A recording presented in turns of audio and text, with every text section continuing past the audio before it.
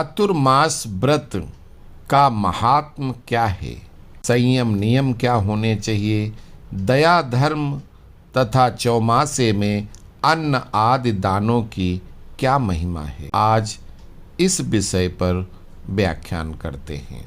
एक बार नारद जी बोले भगवान ब्रह्मा से, अपने पिताजी से कि हे देवाधिदेव, इस समय मैं शुभ कारक चातुर्मास व्रत की कथा को सुनना चाहता हूँ, उसका महात्म जानना चाहता हूँ।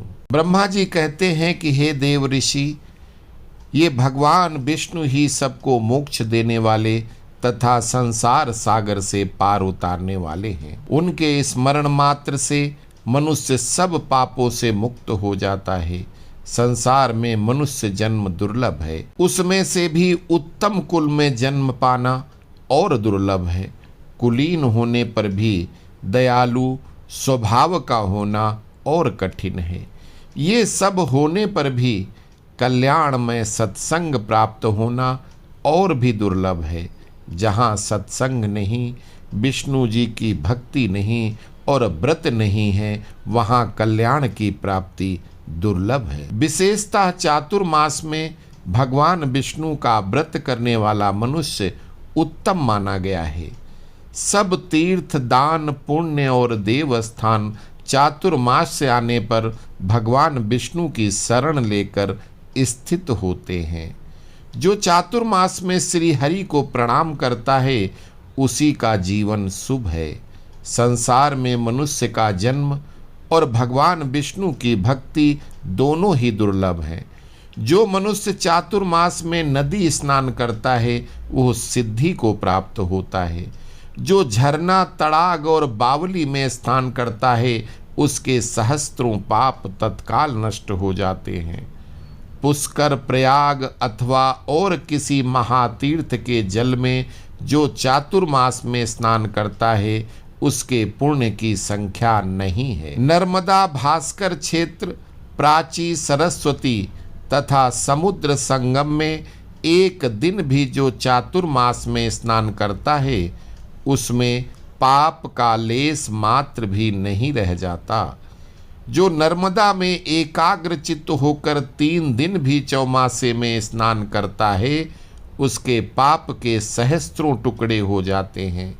जो गोदावरी नदी में सूर्योदय के समय चौमासे में 15 दिन तक स्नान करता है, वो कर्म जनित शरीर का परित्याग करके भगवान विष्णु के धाम में जाता है। जो मनुष्य तिल मिश्रित एवं आंवला मिश्रित जल से अथवा बिल्व पत्र के जल से चातुर्मास में स्नान करता है, उसमें दोष का लेस मात्र भी नहीं रह जाता। देवाधिदेव भगवान विष्णु के चरणों के अंगुष्ठ से प्रवाहित होने वाली गंगा जी सदा ही पाप नाशिनी कही गई हैं। चातुर्मास में उनका ये महात्म विशेष रूप से प्रकट होता है। भगवान विष्णु स्मरण करने पर सहस्त्रों पाप भस्म कर देते हैं। इसीलिए उनका चरणोदक मस्तक पर चौमासे में धारण किया जाए तो वो कल्याणकारी होता है। चातुर्मास में भगवान नारायण जल में शयन करते हैं, अतः उसमें भगवान विष्णु के तेज का अंश व्याप्त रहता है। उस समय उसमें किया हुआ स्नान सब तीर्थों से अधिक फल देने वाला होता है। नारद, बिना स्नान के जो पुण्य कार्य में शुभ कर्म किया जाता है, वह निष्फल होता है, उसे राक्षस ग्रहण कर लेते हैं। स्नान से मनुष्य सत्य को पाता है। स्नान सनातन धर्म है। धर्म से मोक्ष रूप फल पाकर मनुष्य फिर दुखी नहीं होता। रात को और संध्या काल में बिना ग्रहण के स्नान ना करें। गर्म जल से भी स्नान नहीं करना चाहिए। सूर्य के दर्शन से सब कर्मों में शुद्धि कही गई है।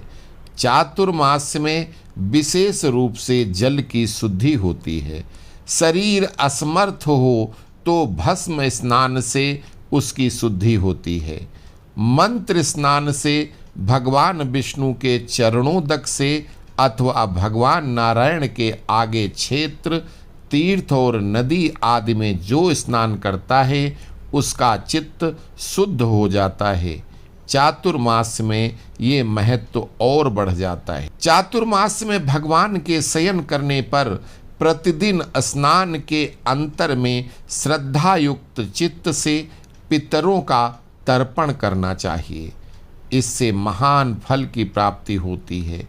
नदियों के संगम में स्नान के पश्चात पितरों और देवताओं का तर्पण करके जप होम आदि कर्म करने से अनंत फल की प्राप्ति होती है। पहले भगवान गोविंद का स्मरण करके पीछे शुभ कर्मों का अनुष्ठान करना चाहिए। ये भगवान गोविंद ही देवता, पितर और मनुष्य आदि को तृप्ति देने वाले हैं। चातुर्मास सब गुणों से उत्कृष्ट समय है। उसमें धर्मयुक्त श्रद्धा एवं स्मृति से पवित्र समस्त कर्मों का अनुष्ठान करना चाहिए। सत्संग, ब्राह्मण भक्ति, गुरु देवता और अग्नि का तर्पण, गोदान, वेद पाठ, सत्कर्म, सत्य भाषण, गो भक्ति और दान में प्रीति, ये सब सदा धर्म के साधन हैं। भगवान विष्णु के शयन करने पर धर्मों का साधन एवं नियम भी महान फल देने वाला होता है। 2 घड़ी भी भगवान विष्णु का ध्यान एवं उन निरंजन परमेश्वर के सेवन से 100 जन्मों का पाप भस्म हो जाता है। यदि मनुष्य चौमासे में भक्ति पूर्वक योग के अभ्यास में तत्पर न हुआ तो निसंदेह उसके हाथ से अमृत गिर गया, यह मानना चाहिए। बुद्धिमान मनुष्य को सदैव मन को संयम में रखने का प्रयत्न करना चाहिए, क्योंकि मन के भली भांति बस में होने से ही पूर्णतः ज्ञान की प्राप्ति होती है। यह बात निश्चय पूर्वक कही जा सकती है। अतः क्षमा के द्वारा मन को बस में करना चाहिए। एकमात्र सत्य ही परम धर्म है, एक सत्य ही परम तप है, केवल सत्य ही परम ज्ञान है और सत्य में ही धर्म की प्रतिष्ठा है। अहिंसा धर्म का मूल है, इसलिए उस अहिंसा को मन, वाणी और क्रिया के द्वारा आचरण में लाना चाहिए। पराये धन का अपहरण और चोरी आदि पाप कर्म सदा सब मनुष्यों के लिए वर्जित हैं। चातुर्मास में इनसे विशेष रूप से बचना चाहिए। ब्राह्मण तथा देवता की संपत्ति का विशेष रूप से त्याग करना चाहिए। न करने योग्य कर्मों का आचरण विद्वान पुरुषों के लिए सदैव त्याज्य है।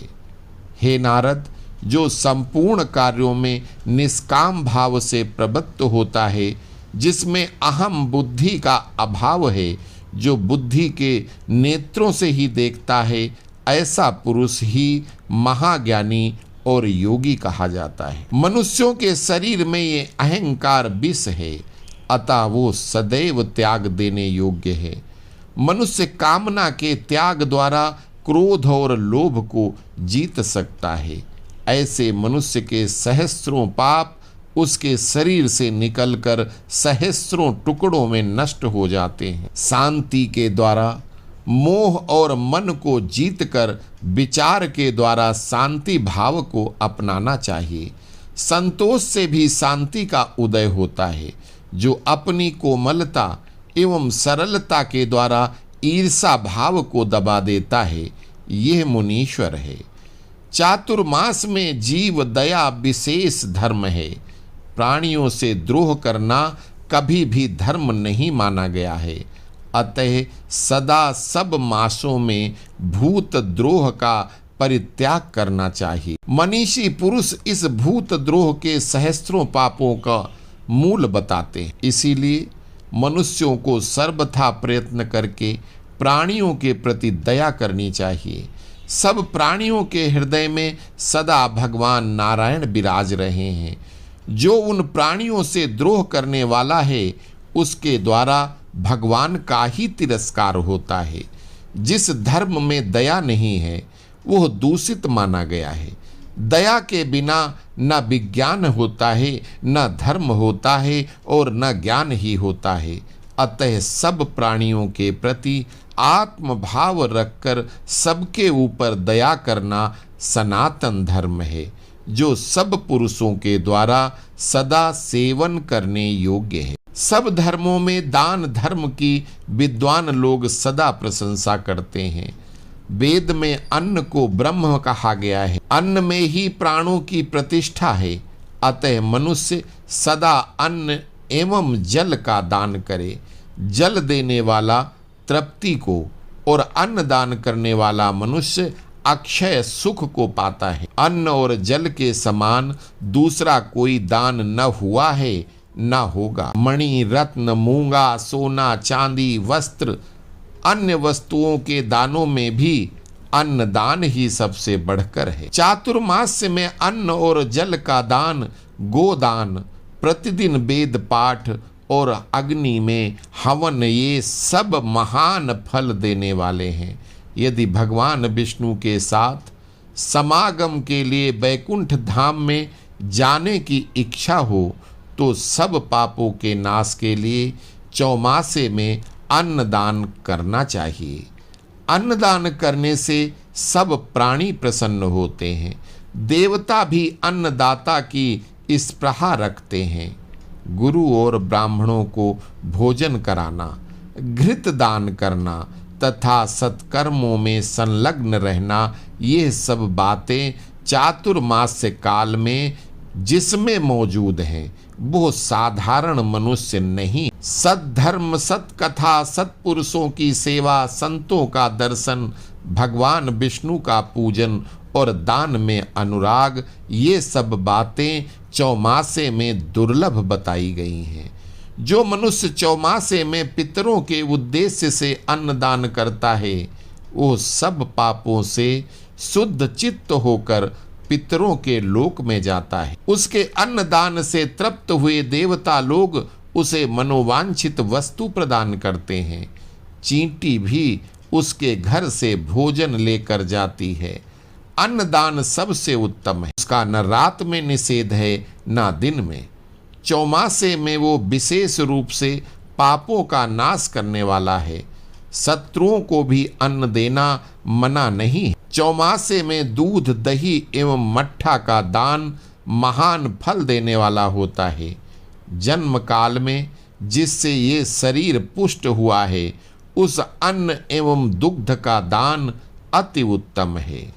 साग देने वाला मनुष्य न कभी नरक में जाता है न यमलोक का दर्शन करता है। वस्त्र देने वाला प्रलय काल तक चंद्रलोक में निवास करता है। जो चातुर्मास में चंदन, अगर और धूप का दान करता है वह मनुष्य पुत्र पौत्रों सहित विष्णु रूप होता है। भगवान विष्णु के शयन काल में जो मनुष्य वेद वेदता ब्राह्मण को फल दान करता है वह यमलोक को नहीं देखता।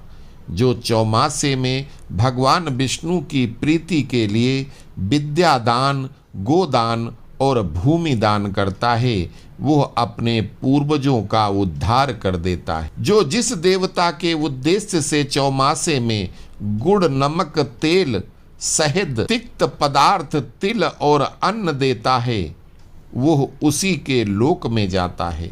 विशेषतः चातुर्मास्य में मनुष्य को अग्नि में आहुति देनी चाहिए, ब्राह्मण को दान देना चाहिए और गौओं को भली भांति उनकी सेवा पूजा करनी चाहिए। भविष्य में दान देने की प्रतिज्ञा न करके शीघ्र ही दे डालना चाहिए। मनुष्य जो कुछ देने की इच्छा करे वो अवश्य दे डाले। जिसको देने का निश्चय किया हो उसे ही दे, दूसरे को न दे।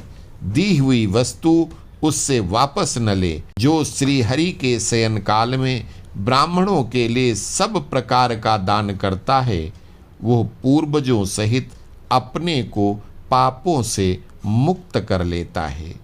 आशा करता हूँ कि ये चातुर्मास महात्म आप लोगों को अच्छा लगा होगा। अस्तु। जय श्री राम।